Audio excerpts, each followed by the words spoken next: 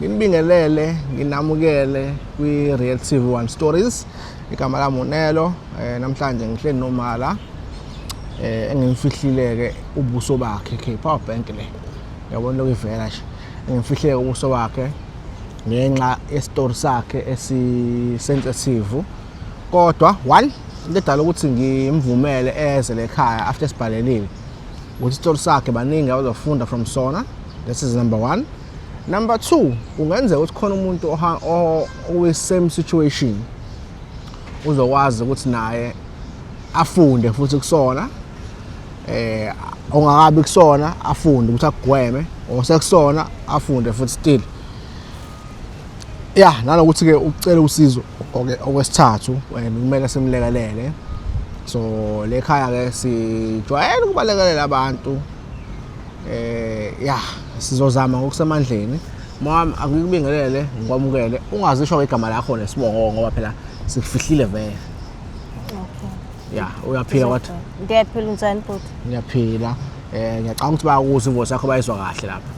Sizobheka wena nokwenza bheka Sakhuluma nje khululeka. Oh. Yeah. Yeah, ndingalisho igama lami ndithi. Yes, ungalisho igama lakho. Okay. Apha bhuti ndinengxaki. Yebo. Ndizocela uncedo. Bendihlala nomntwana wami. Okay. Nendoda yami. Indoda yami apha emntwaneni i-step father. Akunguye utata wakhe straight. Okay. Ekuhambeni kwexesha umntwana wamane endixelela uba kukho into angayiqondiyo apha kwi-step father sakhe. Okay.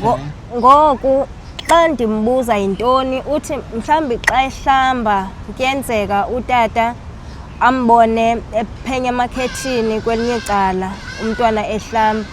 So mna loo nto leyo ndingayithatheli ingqaleko. Ndizixelele uba mhlawumbi umntana lo uyamzonda utata wakhe since vele abantwana banamhlanje bengazithanda izitep father. Okay. Ngoku ekuhambeni kwexesha ndimbone umntwana lo wam caba asithanda ukungevisisani kakuhle kuba uzixelela uba mna ndidifendela bani umkhwenyana lo wam. Yes. Ndingafuni ukumbophisa kuba endixelela uba wenza so naso. Nami ke futhi bendingafuni ukukholelwa yiloo nto leyo kuba utata lo siphila ngaye apha endlwini, lo mntwana naye ekhula nje ukhuliswa ngulo tata, sondliwa nguye, usesikolweni, useyunivesithi, uhanjiswa ngulo tata imali yalo tata. Nami andiphangeli, ndiphila ngemali yalo tata. Yonke into endiyenzelwayo lapha endlini ndenzelwa ngutata lo. So akulula uba ndingathiwa ndingambophisa. So ndimxelele ndimcacisele umntwana uba hayi inoba mhlawumbi nje utata lo uba esenza nje into ethile, hayi uba kuthiwa mhlawumbi wena qha indlela ocinga ngayo since uba ungamfuni mhlawumbi. Sagcina sixabana ke ngoku nomntwana lo wam. Wagcina ephumile ke ngoku ehambile. Uba uphi ke kodwa ulapha phandle ke, uba undawuni, uyaphila, kwenzeka ntoni andimazi. Kona sendiyafuna ngokuba abuye umntwana wam silungise izinto ngoba ndiyaqonda uba njengoba ehambile uhambe ngephutha lam. Nam ndiyaqonda uba inoba njengoba ento abendixelela zona ziyinyaniso ngendlela esendiye ndibone ngayo njengoba ede egcineske wade wahamba ndingakhange mna ndibonakalise ukuba uqotho komzali ndiyithathele ingqaleko le nto abendixelela yona. So ndingathanda ukuba ndiboniswe ke apha ekhaya uba mandenze kanjani ndikwazi futhi nokufumana umntwana akwazi ukubuyela kum, ndikwazi nami ukuxolisa, ndibone iphutha lam. Nam sendiyalibona ke ngoku iphutha lam uba ndim onephutha, but nakumbe kungekho lula uba mandimgxothe utata ngoba uyasebenza, ulipolisa futhi. Yonke into iyasenzela, akekho into angasenzeli yona. Okay. Ngicabanga ukuthi usuvele wayibeka nje yonke indaba yacaca, but ngicabanga ukuthi khona ama-details abalulekile abantu abazofuna ukwazi nanokuthi azowenza indaba ibe clear. Ubaba kaMntwana awusathandani naye, akekho in the picture ngokuthi nihlukene noma mhlambe washona. Hayi asisathandani naye usekhona yena usaphila kodwa nje asisathandani naye. futhi nokuxhumana kukho. Hayi asisaxhumani ba. Okay. Bese ke wathola isoko elisha ke manje. Umkhonyana wakho lo iphoyisa. Wakwamukela wena nengane yakho. Bhuti. Wahlala nani? So okuyinto abanye abasilisa abathi mina ngifuna umakoti kuphela angifuni ingane yakhe ayisale kubo yabo bathi this one wathi wozani nobabili yebo wayondla ingane wakondla nawe wayifaka nasesikoleni ingane nase university futhi support bhuti. Okay, so wena beyiwenza lento leyo ukholelwe ekuthenini lo baba lo ufuna ukuhle kodwa ngengane yethu ingane yakho bhuti.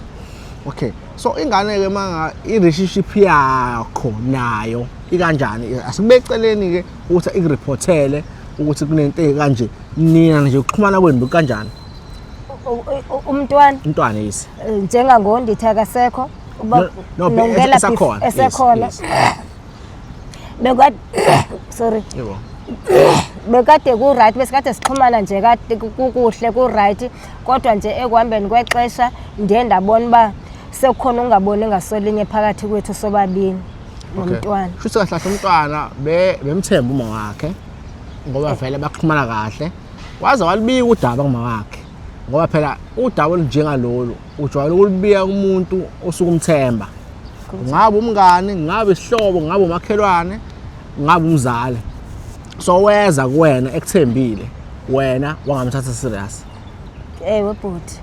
Okay, ngizwekela uthi fanele ngabe sambophisa umkhonyana wakho but my question is nani uzomophisela ukuthi uyayipopola ingane noma cha ingane yasikubekelile usicha ukhona into ayenza yona wachaza umntwana ba ikhona into utata stepfather sakhe ayenzileyo kodwa andizange ndikholelwe.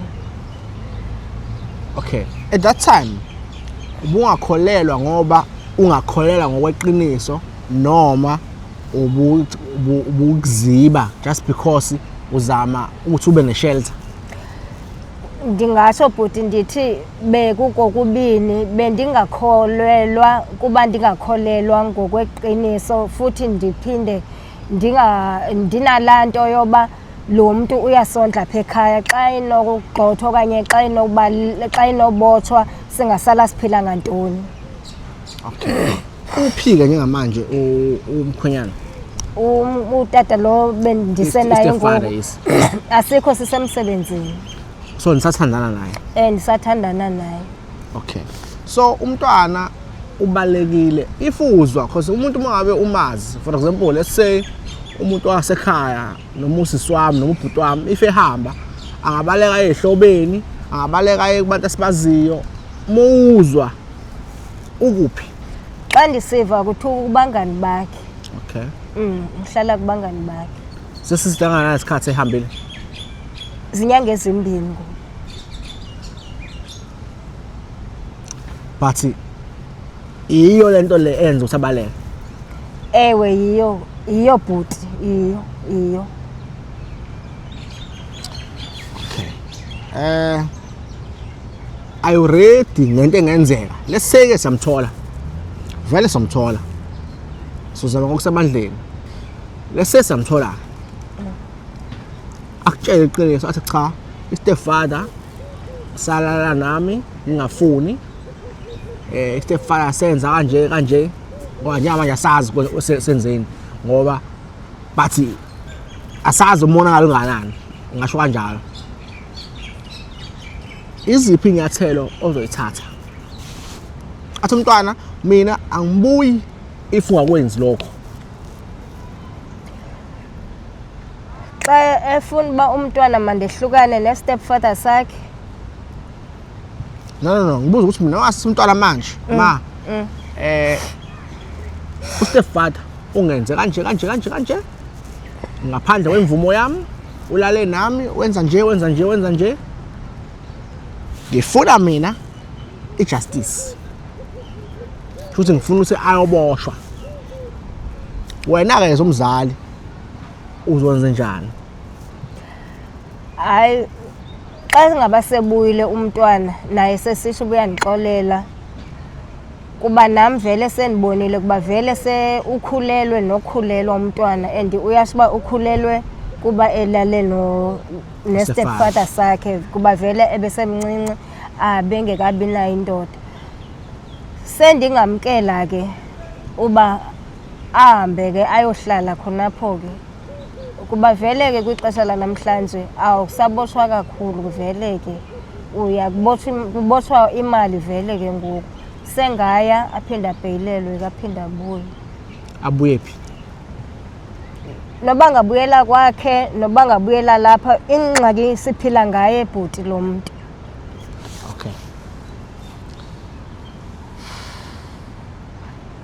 Okay. Ngithanda ukuthi u-honest. Egcina usuku kumele ukhulume into oyifisayo. Ungenzeli mina namakhamera. So asimbeke eceleni ngumntwana manje. Wena uphatheka kanjani ke ukuzwa ukuthi isoka lakho ozosuka usuka la namhlanje ufike ube nalo kodwa usuyazi ukuthi lona elimethisa ingane yakho? Oko bhuti xa senithetha nje inyaniso kuniphatha kakubi kona.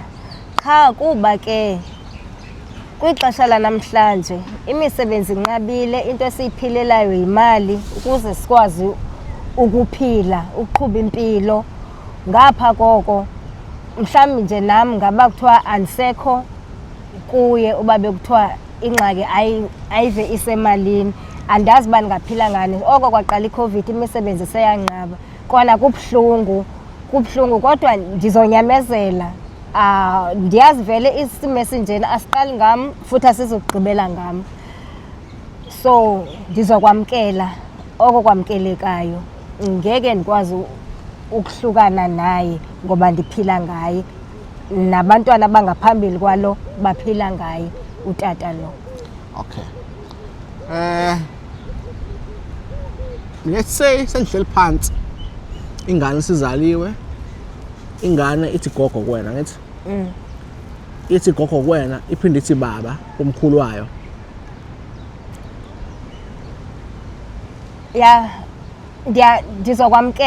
Ndizokwamkela nje ndithethe nje inyaniso, ndizokwamkela shem, ndizokwamkela kukwenza yokwenza.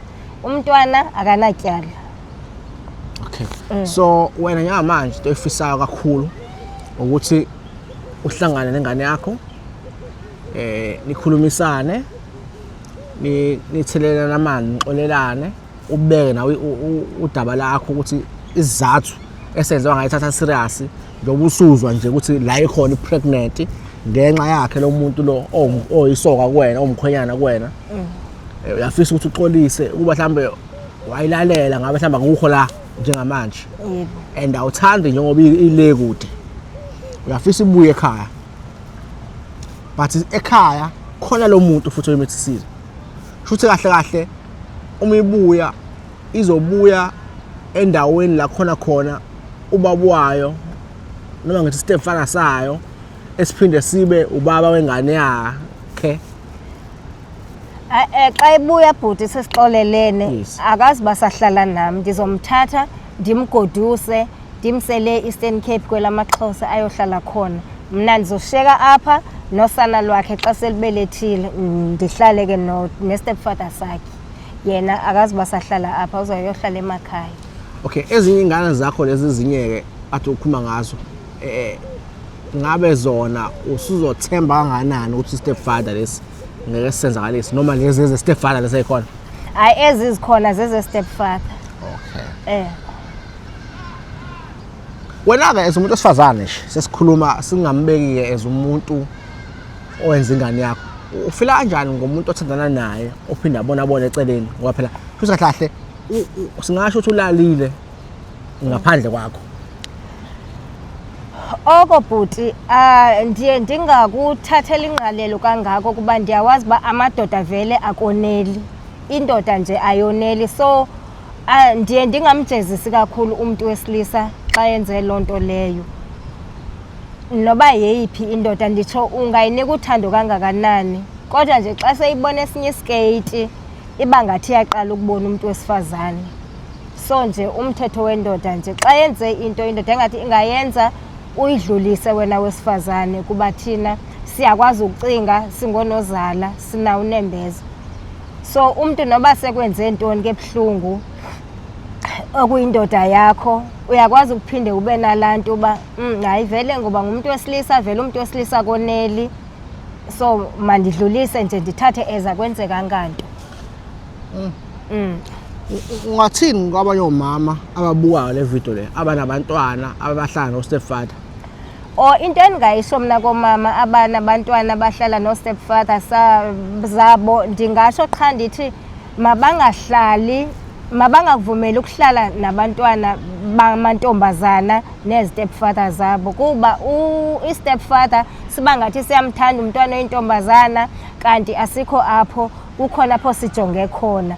Ungahlala nomntwana ongumfana ne-stepfather sakhe kodwa umntwana oyintombazana nje cha makabe kude makahlale aqaqe kunawe na-stepfather. Singabasondezi thina abazali abantwana abangamantombazana nezitepfather zabo kuphinde kuba kubuphinde buvuke ubunja endodeni.